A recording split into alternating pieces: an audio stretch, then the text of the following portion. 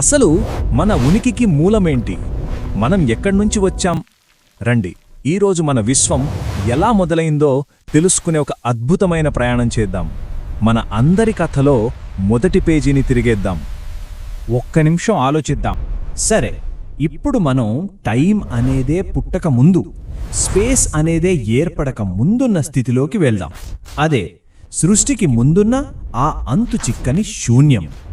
శాస్త్రవేత్తలు దీన్ని cosmic singularity అని పిలుస్తారు.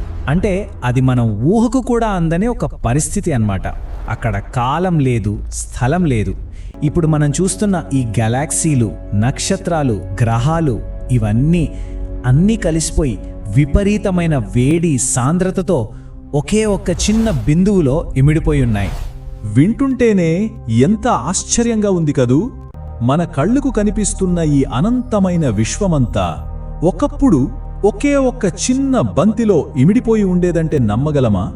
దాని లోపల ఉన్న ఆ వేడిని, ఆ ప్రెషర్ని మనం ఊహించుకోవడం కూడా అసాధ్యం. ఆ తర్వాత జరిగింది మహా విస్ఫోటనం, అదే బిగ్ బ్యాంగ్. కానీ ఇది మనం అనుకునేలాంటి మామూలు పేలుడు కాదండోయ్. ఇది సాక్షాత్తు కాలం, స్థలం రెండింటి పుట్టుక. ఇది ఎప్పుడో జరిగింది అనుకుంటున్నారా? సుమారుగా 1380 కోట్ల సంవత్సరాల క్రితం. సరిగ్గా ఆ క్షణమే మన కథ మొదలైంది. మన విశ్వం పుట్టినరోజు అదే. సో ఆ మహా విస్ఫోటనం తర్వాత ఏమైందంటే, ఫస్టు కాలం మరియు స్థలం పుట్టాయి.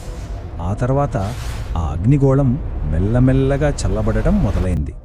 అప్పుడు శక్తి అంతా అణువులుగా మారింది.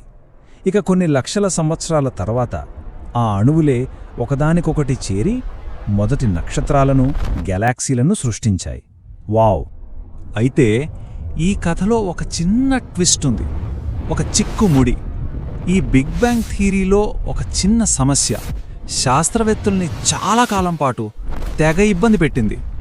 ఆ ప్రశ్న ఏంటంటే, మన విశ్వం అన్ని వైపులా ఇంత పర్ఫెక్ట్గా, ఇంత యూనిఫామ్గా ఎలా విస్తరించింది? ఆలెన్ గుత్ అనే సైంటిస్ట్కి వచ్చిన ఈ చిన్న డౌట్ ఒక సరికొత్త ఆలోచనకు దారితీసింది. దీన్ని సింపుల్గా అర్థం చేసుకోవాలంటే ఇలా ఊహించుకోండి. ఒక పెయింట్ నింపిన బెలూన్ని పగలగొట్టామనుకోండి, ఆ రంగు అంతా ఈవెన్గా, సమానంగా పడుతుందా? పడదు కదా. కానీ మన విశ్వం మాత్రం అచ్చం అలా కాకుండా అన్ని వైపులా ఆశ్చర్యంగా ఒకేలా వ్యాపించింది. అసలిది ఎలా సాధ్యం? వెల్, ఈ చిక్కు ప్రశ్నకు దొరికిన సమాధానమే ఇన్ఫ్లేషన్ థియరీ. చెప్పాలంటే ఇది మన విశ్వం యొక్క మొదటి క్షణాల గురించి మనకున్న అవగాహనను తలకిందులు చేసేసింది. ఈ ఇన్ఫ్లేషన్ థియరీ ఏం చెప్తోందంటే, బిగ్ బ్యాంగ్ పేలుడుకి జస్ట్ ఒక్క క్షణం ముందు మన విశ్వం కాంతి వేగం కంటే కూడా కొన్ని లక్షల రెట్లు వేగంగా వ్యాపించిందట. ఎవరో ఒక అదృశ్య శక్తి దాన్ని పట్టుకుని రబ్బర్లా సాగదీసినట్టు. ఈ థియరీ ఆ పాత సమస్యను ఎలా సాల్వ్ చేసిందంటే, ఫస్ట్ ఒక తెలియని ఫోర్సు విశ్వాన్ని కాంతి కంటే వేగంగా లాగింది.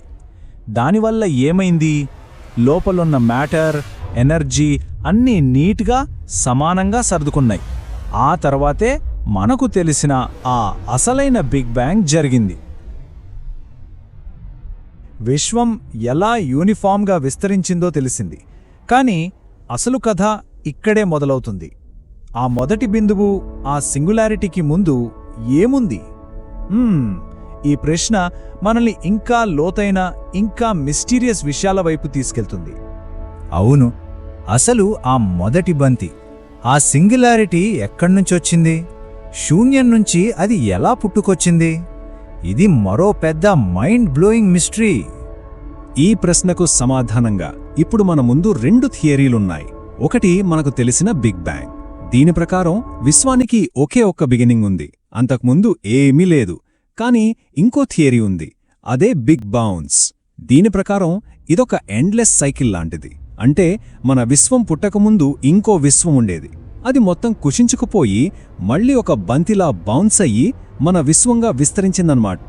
దీనికి ఆధారం క్వాంటమ్ లూప్ గ్రావిటీ అనే ఒక అడ్వాన్స్ థియరీ.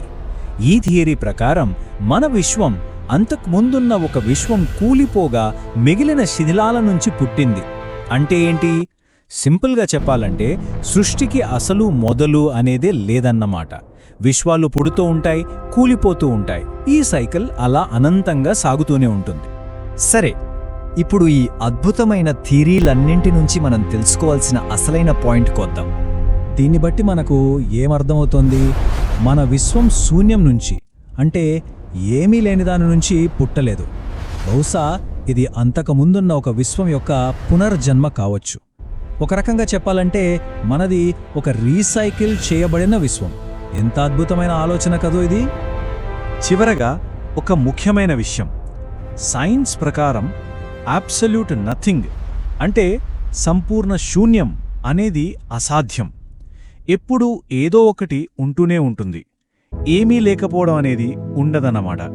ఒకవేళ మన విశ్వం నిజంగానే ఈ అనంతమైన సైకిల్లో ఒక భాగమైతే మరి మన తర్వాత ఏం రాబోతుంది?